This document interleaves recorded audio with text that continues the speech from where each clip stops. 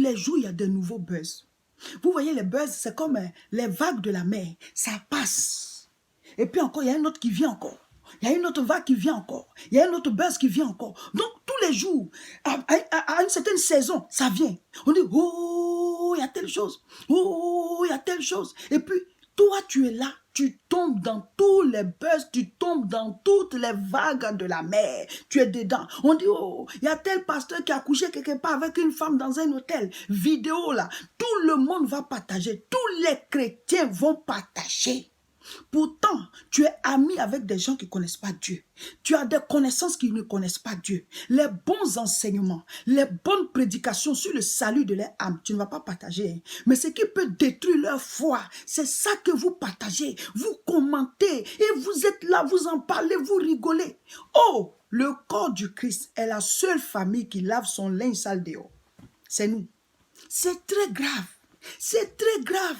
Un nouveau buzz sort. Oh, il est de Dieu, il n'est pas de Dieu. Il est de Dieu, il n'est pas de Dieu. Il est de Dieu, il n'est pas de Dieu. Toi, ça t'enlève quoi? Ça t'apporte quoi? Qu'est-ce que ça ajoute à ta vie? Tu as oublié tes sujets de prière? Vous avez oublié vos propres sujets de prière? Quand tu entends de commenter ce genre de choses, telle personne est de Dieu, elle n'est pas de Dieu. Oui, moi je suis pour. Non, moi je suis contre. Quand tu as fini tout ça là, tes propres sujets de prière sont exaucés. Le travail que tu cherches, tu l'as trouvé. Dès que tu finis comme ça de commenter, de partager ces genres de choses-là, il y a de l'argent qui se déverse sur ton compte bancaire. Le mari de nuit qui te poursuit, la femme de nuit qui te poursuit, ceux qui serrent ton cou chaque nuit, tu as réglé le problème. Ton propre Goliath qui est là, tu l'as terrassé. Ton problème d'enfantement, il est réglé. Tes enfants, tous tes sujets que tu confies à Dieu là, c'est exaucé après ça, après avoir fait tout ça. Vous perdez votre temps. Vous perdez votre temps. La Bible dit rachetez le temps. C'est un conseil selon la Bible, un conseil de sagesse que je suis en train de vous donner. Mon frère, ma soeur, Dieu, il est omniprésent, il est omniscient, il est omnipotent. Ça veut dire il est partout à la fois. Il sait tout, il peut tout. Dieu a les moyens de sa politique. Si quelqu'un est de Dieu, Dieu le voit. Dieu va le bénir. Si quelqu'un n'est pas de Dieu, Dieu le voit. Dieu va punir la personne. Toi, tu as quelle puissance? Tu as quelle force? Et qui t'a établi juge? C'est toi qui dois dire qui est de Dieu, qui n'est pas de Dieu. Hein? Et quand on parle, c'est-à-dire que nous, on est là pour dénoncer. Qui t'a dit que tu dois dénoncer? Qui t'a établi? Tu as les moyens. Tu dénonces, ça apporte quoi? Ça change quoi? Ce conseil que je suis en train de donner, je répète, je le donne à ceux qui me suivent. Mon frère, ma soeur, le monde là, quand il pleut comme ça, chacun attrape sa tête. Hein. On est en train de vivre du jour au lendemain. Ben, le jour de ta mort est arrivé et tu n'as rien accompli. Et tu te rends compte que tu as pris de l'âge. Il y a des choses que tu devais faire. Mais ton temps était occupé par la vie des autres. Vous êtes distraits. Vous êtes distraits. On dit ceci. Oh, on est dedans. Vous voyez, quand quelque chose se passe, et puis vous venez tomber dedans là. C'est comme quand on était enfant et puis les gens jouent à la corde. Ils sont en train de sauter comme ça. Toi, tu étais en train de passer. Hein, et puis tu es comme ça. Et puis paf, tu sautes dans la corde aussi, tu commences à sauter. Qui t'a invité? Qui t'a invité? Qui t'a invité dans leur corde? Ils sont en train de sauter. Qui t'a invité? Quelque chose se passe quelque part. Tu n'es même pas là-bas. Tu n'es même pas du pays. Oh, tout le monde est dessus. Et après, vous sentez que votre bouche même n'est plus propre. Parce que tellement tu as parlé. Tu sens même que tes doigts sont plus propres. Parce que tu as écrit. Tu es sur ton clavier comme ça en train de commenter. Qui t'a envoyé? Toi, ton commentaire apporte quoi? Vous vous salissez pour rien. Dieu ne vous exauce plus et vous êtes là face à vos propres objectifs, face à vos propres Goliaths qui sont là bien en forme là. Parce que vous êtes en train de vous occuper de quelque chose d'autre. Mon frère, ma soeur, si tu veux réussir dans la vie, reste concentré. Reste concentré sur ta vie. Sache où tu vas. Maintenant, je dois vous dire l'attitude que vous devez avoir face à certaines situations. Tu es sur Facebook et tu vois passer quelque chose. D'abord, ce n'est pas tout qu'il faut regarder.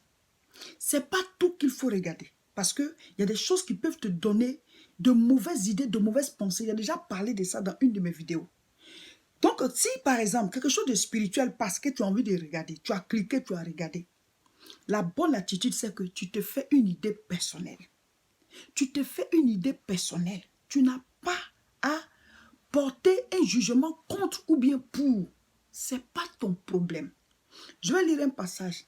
1 Thessaloniciens 5, versets 20 et 21. Ne méprisez pas les prophéties, mais examinez toutes choses et retenez ce qui est bon. Vous voyez? Donc, quand quelque chose de spirituel se passe, la Bible dit qu'il faut examiner et retenir ce qui est bon. Si tu vois que ce n'est pas bon, ne retiens pas. tu vois que c'est bon, retiens. Alors, un homme de Dieu, si tu trouves qu'il n'est pas de Dieu, ne le suis plus. Ne va plus dans son église. Si c'est loin et que tu le suivais, ne le suis plus. C'est la bonne attitude. On ne va pas te mettre en enfer pour ça. Mais quand tu es là et puis tu critiques, tu portes ton jugement, attention, tu es en train de t'éclabousser. Parce que Dieu ne t'a pas établi juge. Il y en a qui disent, ah mais ils sont en train de détourner les gens. Mais est-ce que Dieu lui-même, il ne sait pas? Le peuple coûte plus cher à Dieu qu'à nous. Hein. Dieu, il ne sait pas. Le Seigneur, il a dit dans sa parole que le scandale va arriver. Mais malheur à celui par qui ça arrive. Donc, quand le scandale arrive, celui qui a créé le scandale, toi qui as divulgué le scandale, toi qui as commenté, parce que quand tu commentes comme ça, tous ceux qui sont amis avec toi, ils voient aussi. Hein? Donc, toi aussi, tu es coupable devant Dieu. Maintenant, si la chose est de Dieu et que tu vois que c'est édifiant, tu partages pour que les gens soient édifiés. Mais on est contre, on attaque, on s'entretue, on se jette des pierres. J'ai dit, le corps du Christ, c'est la seule famille qui lave son linge sale dehors. C'est très grave, mon frère, ma soeur. Il faut que tu apprennes à être concentré sur ta vie. Maintenant, ce que je suis en train de dire, je répète, je conseille les conseillables, j'enseigne les enseignables. Moi, mes conseils, c'est pour mes followers. Quand je dis ceux qui me suivent, là, ça ne veut pas dire qu'ils me suivent dans la vie, hein. Ce sont mes followers, c'est-à-dire ceux qui sont abonnés à mes pages et qui suivent mes vidéos. Je me dois de vous donner des conseils de sagesse. Parce que quand les choses se passent souvent, il y a certains qui disent, ah, c'est bon de Dieu, quel est ton avis, qu'est-ce que tu en penses? Hé, ne nous mettez pas dans les péchés. Ne nous mettez pas dans les péchés. Je vais vous raconter une histoire. Le Seigneur Jésus-Christ a raconté une parabole. Il dit, il y a un monsieur, un roi qui voyageait et qui a aligné ses serviteurs. Il a commencé à partager les talents. Il y a un à qui il a donné un talent. Un autre, il a donné 2. Le troisième, il a donné 5. Quand il est parti en voyage, il est venu là. Celui à qui on a donné 5, là, il est venu, il a rendu 10. Ça veut dire qu'il a multiplié ses talents. Celui à qui on a donné 2, il est venu, il a remboursé 4. Ça veut dire que lui, il a multiplié ses talents. Mais celui à qui on a donné 1, là, il est venu rembourser 1 encore. On l'a puni, on l'a jeté dehors. Vous voyez, quand Dieu nous appelle au ministère, chacun a reçu un certain nombre de talents. On n'a pas reçu les mêmes talents. Donc, ce que tu dois faire, c'est de te concentrer sur tes talents pour les multiplier. Moi, je dois faire ce à quoi Dieu m'appelle. On ne doit pas s'asseoir pour dire, comment l'autre multiplie ses talents là-bas? C'est ton problème. C'est ton problème. Quand Jésus va venir, tu ne rendras pas compte pour autrui. Tu rendras compte pour toi-même. Les brebis appartiennent au maître. C'est lui qui a droit de juger. Occupe-toi de tes talents. Ta part accomplie dans l'œuvre de Dieu.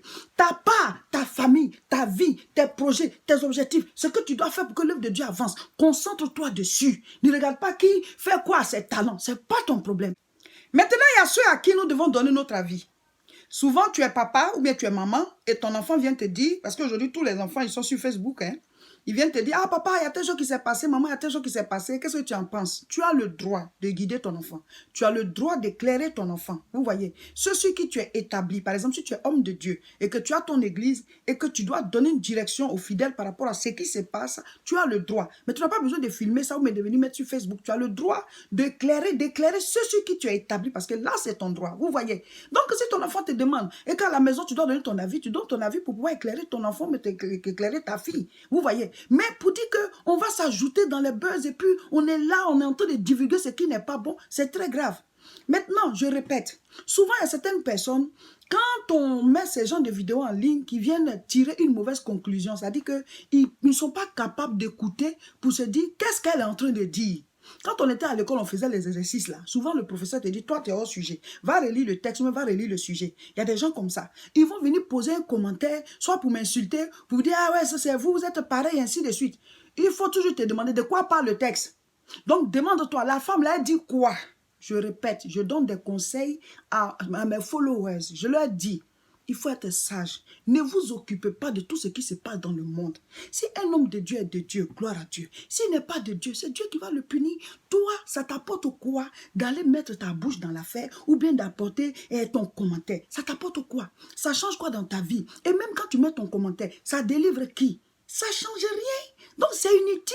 Et toi, ça te perd le temps. Quand tu as fini comme ça, tu te sens sale. Même pour prier, même tu es lourd. Et maintenant, vous nous appelez encore. C'est vent de Dieu, voici tel problème. Mais tout le temps que tu prenais derrière un buzz, derrière quelque chose qui se passe là, si tu prenais ça pour prier, tu allais avancer. Si tu prenais ça pour lire la Bible, tu allais avancer. Si tu prenais ça pour lire un livre, ou bien pour étudier, pour pouvoir acquérir un diplôme, mais ça allait te faire obtenir quelque chose. C'est ce que je suis en train de dire. De quoi parle le texte? Le texte dit que la femme là nous donne des conseils de sagesse. Ne nous occupons pas de tout ce qui se passe autour de nous. Restons concentrés sur notre vie.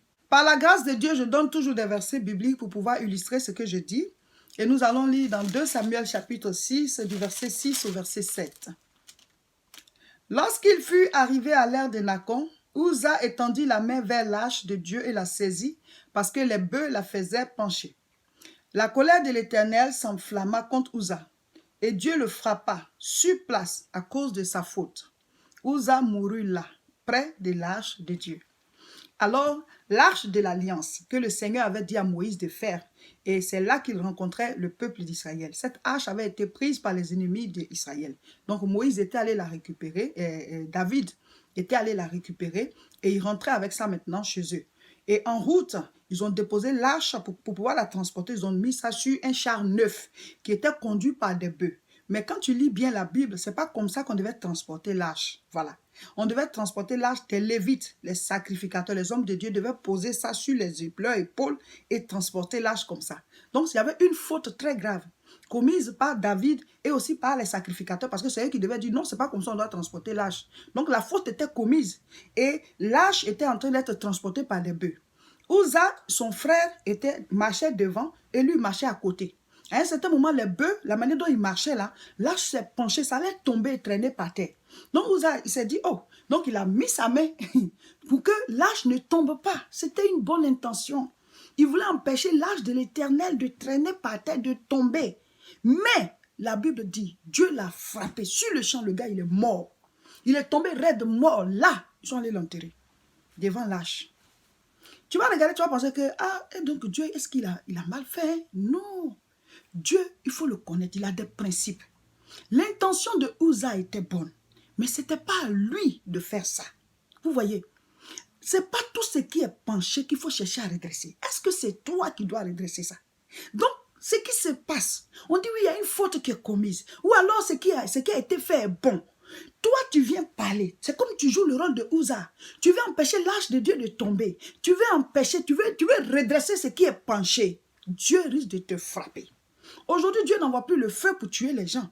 Mais les gens prennent des malédictions, ils ne savent pas. Et après, tes sujets de prière ne sont pas exaucés, tu ne comprends pas. Il y a eu une histoire pareille au temps de Moïse. Moïse, Dieu avait dit au peuple d'Israël de ne pas épouser des femmes des autres peuples. Mais Moïse a épousé une Éthiopienne. Mais à certain moment, sa soeur Marie, elle et puis Aaron, ils étaient en train de le critiquer. Marie dit, mais lui aussi, il est à la tête du peuple, ce que Dieu dit n'est pas fait, c'est ça il fait. Qu'est-ce qui s'est passé? Dieu s'est fâché contre Marie. Il dit, c'est vrai, c'est mon serviteur, il a péché. Toi, tu n'as pas le droit. Avec Dieu là, oui, quelque chose est mal fait. Mais est-ce que c'est toi qui dois réparer? C'est ça le problème. Est-ce que c'est toi qui dois réparer? Est-ce que c'est toi qui dois parler? Ça sera dit, ça sera réparé, mais ce n'est pas toi. Donc si toi tu viens, tu cherches à réparer, Dieu te frappe pour ça. Donc Dieu a jeté la lèpre sur Marie, elle a été lépreuse. Et c'est Moïse encore qui est parti prier pour elle. Mais quand je parle comme ça ne veut pas dire que la personne qui a fait la faute ne sera pas punie. Hein. Moïse n'est pas rentré à Canaan. Moïse n'est pas rentré à Canaan. Certaines fautes ont été commises par Moïse sur le chemin et Dieu a empêché Moïse de rentrer à Canaan. Pour dire que quand quelqu'un fait quelque chose, c'est Dieu qui va le punir. Si c'est toi, ce n'est pas ton droit, ce n'est pas à toi de parler, tu as parlé. Tu prends aussi une malédiction. Et c'est pour ça que les gens ils se promènent, il y a la lèpre sur eux, leurs sujets ne sont pas exaucés, leur vie n'avance pas, ils sont enchaînés parce qu'ils sont allés sauter d'un problème qui n'est pas leur problème, ils sont allés ajouter leur bouche, ils sont allés porter des commentaires, ils sont allés porter des jugements. Qui vous a établi, qui vous a envoyé? Occupez-vous de votre vie, n'allez pas prendre des tâches, des lèpres, n'allez pas vous éclabousser avec les histoires de quelqu'un d'autre. Portons les hommes de Dieu en prière pour que le corps du Christ puisse avancer. Maintenant, quand Dieu va venir, c'est lui qui nous dira qui est de Dieu, qui n'est pas de Dieu. C'est lui qui sait. Souvent, toi, tu peux dire que ce n'est pas de Dieu alors que c'est de Dieu. Tu peux dire aussi que c'est de Dieu alors que ce n'est pas de Dieu. C'est Dieu qui connaît nos cœurs. Donc, mon frère, ma soeur, occupe-toi de ta vie. Restons concentrés. Je suis pasteur Seka Olga de l'église évangélique La Moisson de France. Nous prions à Tourcoing, c'est dans le nord. L'adresse est 48 rue Saint-Omer, 59 200. Tous les dimanches de 10h à 13h, les mercredis de 18h30 à 20h. Alors, vous pouvez nous appeler parce qu'il y a des retraites spirituelles une fois par mois. La prochaine, c'est du 30 au 31 mars. Appelez-nous et venez participer à ces grands moments de prière.